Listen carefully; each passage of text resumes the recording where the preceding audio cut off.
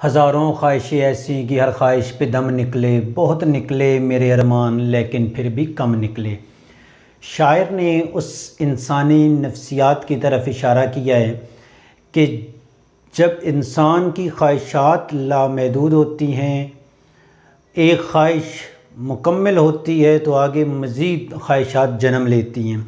मसलन जब आप मैट्रिक में थे तो आपके दिल में ख्वाहिश थी कि मैं ज़्यादा से ज़्यादा नंबर ले सकूं और एक अच्छे कॉलेज में जाके दाखिला ले सकूं। जब आपकी ये ख्वाहिश पूरी हुई है तो अब आगे नई ख्वाहिशात जन्म ले रही हैं कि कौन से सब्जेक्ट में रखूं, और उनको जब सब्जेक्ट आपने सिलेक्ट कर लिए हैं फिर इनमें से कौन से मैं नंबर हासिल करूं, किस तरह जो है क्लास में रहूं, क्या मेरा स्टेटस रहे, तो मज़ीद ख्वाहिशात आगे आपकी बढ़ती चली जाती हैं। तो शायर कहते हैं कि हर ख्वाहिश पे दम निकले।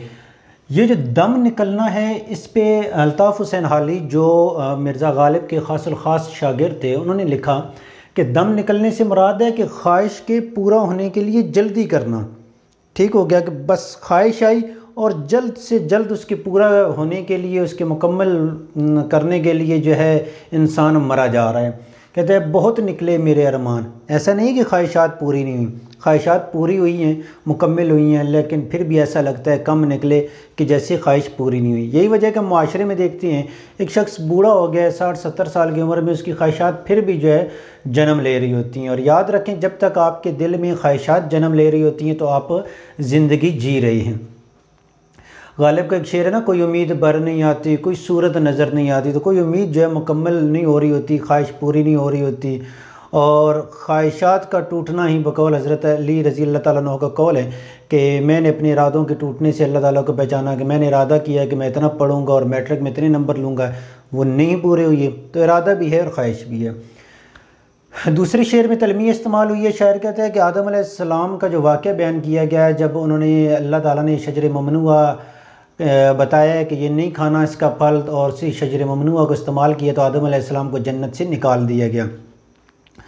तो इससे कहते हैं कि गालिब कहते हैं कि आदम अलैहिस्सलाम का अब तक हम किस्सा सुनते आए हैं कि बड़े बेआबरू, बड़े जो है ना, वो बेआबरू का लफ्ज़, इसका मीनिंग नहीं लिखता, मैं बयान करता, थोड़ा वो वाक़े तलमी के साथ अच्छा नहीं लग रहा, बेआबरू का ही लफ्ज़ थोड़ा मुअज़्ज़ब लग रहा है। तो बेआबरू होकर निकले, ये वाक़या सुन रहे हैं, लेकिन कहता है उससे बढ़कर हम तेरे कूचे से बेआबरू होकर निकल रहे हैं, हमारी इज़्ज़त खाक में मिल गई है। मोहसिन नकवी ने इसका जवाब दिया था कि हम भी गालिब की तरह कूचे जाना से मोहसिन न निकलते तो किसी रोज़ निकाले जाते। तो यहाँ पे एक और भी गालिब का शेर है कि हमने कहा कि ये अल्फाज थोड़ा आगे पीछे होंगे शेर के, कि महफ़िल चाहिए गैर से तही, उस जालिम ने उठाकर, इसी तरह है कि उसने उठाकर हमें कह दिया कि यूँ, गोया कि हमने कहा था कि ये रकीब से महफ़िल पाक होनी चाहिए और उसी ने हमें को उठा दिया है कि लो भाई महफ़िल पाक हो गई। तो ऐसे में ही गालिब कह रहा है कि उससे ज़्यादा हम बेआबरू होकर कूचे से निकले हैं। तलमी इस्तेमाल हुई आदम अलैहिस्सलाम के जन्नत से निकलना और कूचे से, रवायती मज़मून है, लेकिन गालिब ने इसे एक नई जहत बख्शी है। शायर कहते हैं मेरा महबूब या वो जालिम जो मेरा कातिल है, मुझे ज़िंदगी में दुख, दर्द, तकलीफ़ें, परेशानियाँ, गम देता चला गया, आखिरकार उसका बस नहीं चल रहा कि मुझे कत्ल करे। तो कहता है कि उसे चाहिए कि मुझे वो मार देना चाहिए। जैसे गालिब का एक शेर है ना कि मेरे कत्ल के बाद उसने जफ़ा से तौबा, है जूद पशेमाँ का पशेमाँ होना। तो खैर कहते हैं कि उसे चाहिए कि डरे नहीं, कि ऐसा ना हो, इस बात से वो डर रहा है कि मैं शायर को, गालिब को कत्ल करूँगा तो इसके कत्ल का खून मेरी गर्दन पे होगा, बल्कि गालिब कहता है कि मेरे जिस्म में जो खून था वो मेरी आँखों के रास्ते बह चुका है। मीर का शेर है ना कि अश्क आँखों में कब नहीं आता, लहू आता है जब नहीं आता।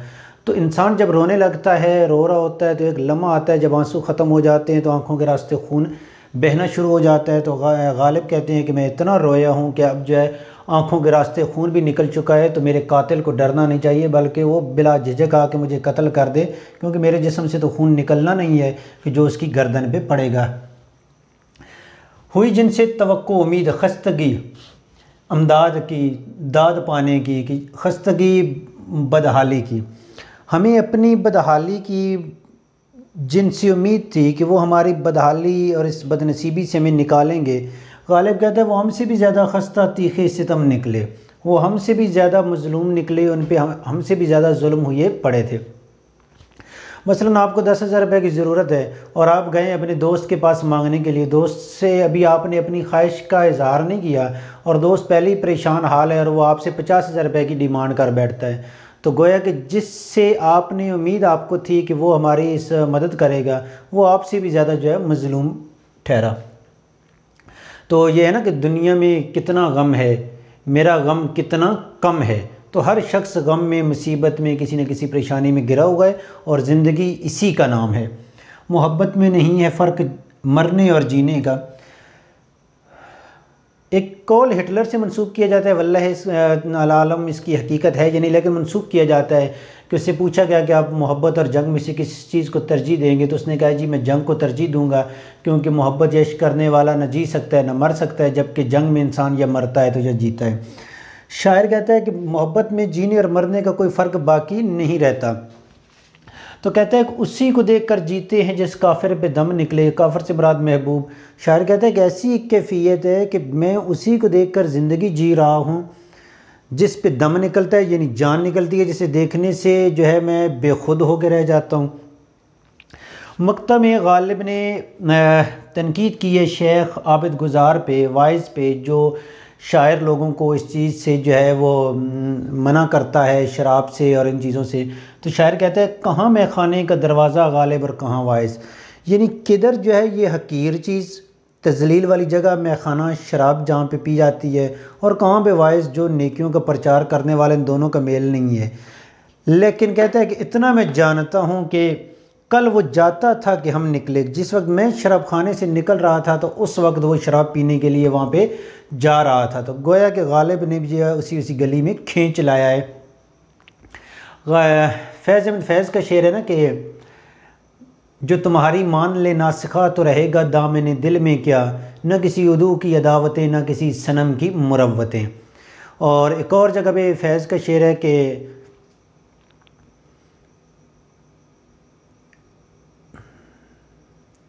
तर दामनी पे शेख हमारी न जाइयो, दामन नचोड़ दें तो फरिश्ते वज़ू करें।